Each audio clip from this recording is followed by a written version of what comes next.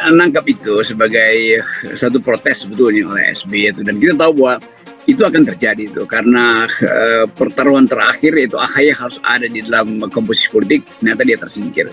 Tapi banyak orang yang menganggap bahwa mungkin juga ada kalkulasi yang lebih jauh dari SBY bahwa Agus Harimurti akan diedarkan lagi ke dalam mungkin ke PDIP atau bahkan mungkin ke Pak Prabowo. Tetapi poin kita adalah di dalam politik ada yang disebut maksimum minimum tuh. Apa yang maksimum bisa dicapai, apa yang minimum harus dipertahankan tuh. Nah, orang menganggap bahwa Pak SBY itu mengambil yang maksimum, padahal ada yang minimum mas itu, yaitu masuk di dalam koalisi tapi kemudian mengambil inisiatif untuk memimpin. Tetapi itu juga kalkulasi yang mungkin bagi Pak Surya Paloh itu juga berbahaya. Sebab kalau SBY masih dalam koalisi, SBY punya. Kita hargai yang memutuskan untuk tidak berada dalam koalisi perubahan. Kita hormati itu.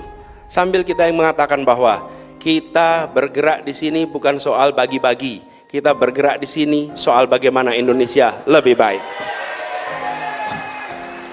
Kita bergerak di sini dengan niat yang tulus.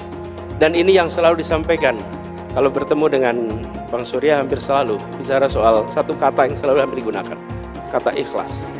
Kata ikhlas, kata tulus. Hampir selalu digunakan. Ini sangat sedih. Harusnya sang pemimpin berjiwa satria, sampaikan apa adanya, terbuka di depan. Bukan bermain di balik kata-kata.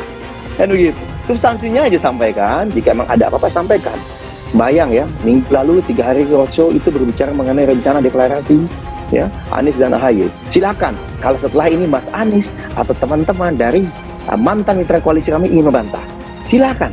Kami punya bukti-buktinya. Nanti kami akan tampilkan jika memang akan dibantah oleh pengkhianat yang bernama Mas Anies Baswedan dan teman-teman Nasdem. Ya, terkait dengan partai yang membuat kesepakatan yang sama kami sebelumnya siapa, lalu kemudian dengan siapa diam-diam di belakang gitu kayak kucing, kayak garong ya atau maling kan begitu. Ya, yang sebelumnya berkoalisi dengan ini lalu kemudian membuat koalisi baru gitu. Ya, kalau bagi kami sih itu jelas gitu. Bahwa dari Partai Demokrat menugaskan 2 orang untuk menjadi bagian dari tim 8, yaitu Sekretaris Jenderal sendiri, Teguh Rifki Harsha, dan kemudian Bung Edita Sulaiman.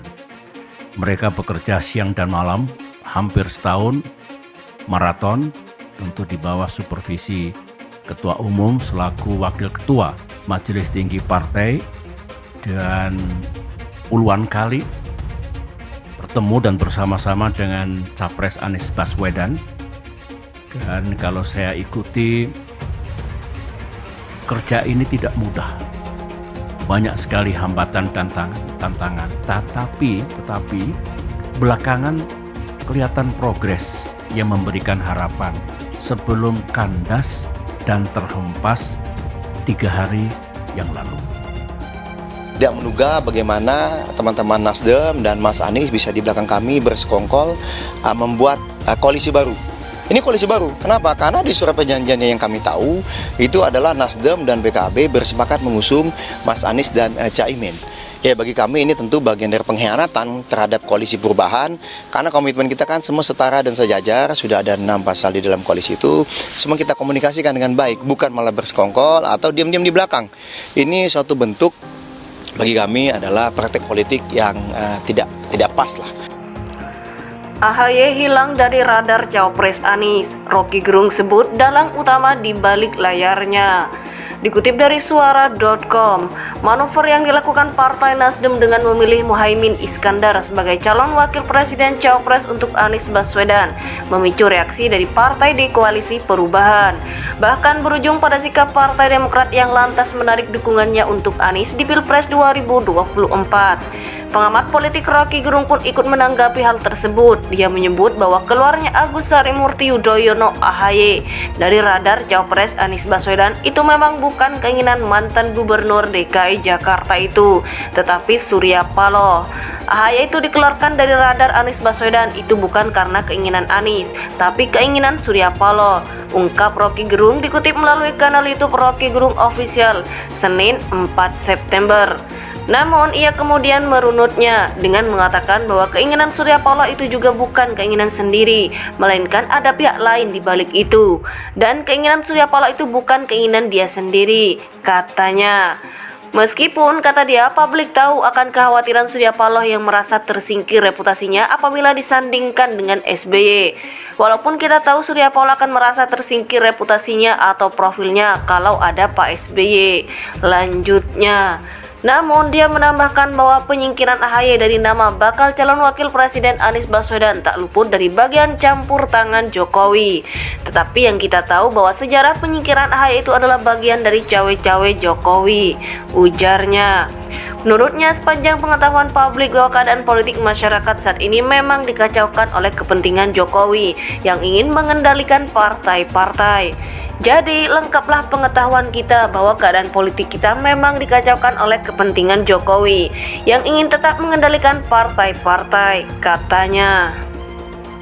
Manuver yang dilakukan Partai Nasdem dengan memilih Muhaimin Iskandar sebagai calon wakil presiden cawapres untuk Anies Baswedan memicu reaksi dari partai di koalisi perubahan.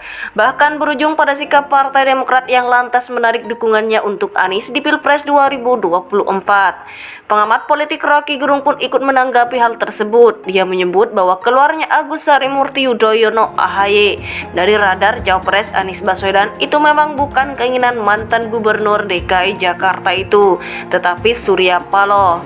AHY itu dikeluarkan dari radar Anies Baswedan itu bukan karena keinginan Anies, tapi keinginan Surya Paloh, ungkap Rocky Gerung dikutip melalui kanal YouTube Rocky Gerung Official, Senin 4 September. Namun ia kemudian merunutnya dengan mengatakan bahwa keinginan Surya Paloh itu juga bukan keinginan sendiri, melainkan ada pihak lain di balik itu. Dan keinginan Surya Paloh itu bukan keinginan dia sendiri, katanya. Meskipun, kata dia, publik tahu akan kekhawatiran Surya Paloh yang merasa tersingkir reputasinya apabila disandingkan dengan SBY. Walaupun kita tahu Surya Paloh akan merasa tersingkir reputasinya atau profilnya kalau ada Pak SBY. Lanjutnya, namun dia menambahkan bahwa penyingkiran AHY dari nama bakal calon wakil presiden Anies Baswedan tak luput dari bagian campur tangan Jokowi.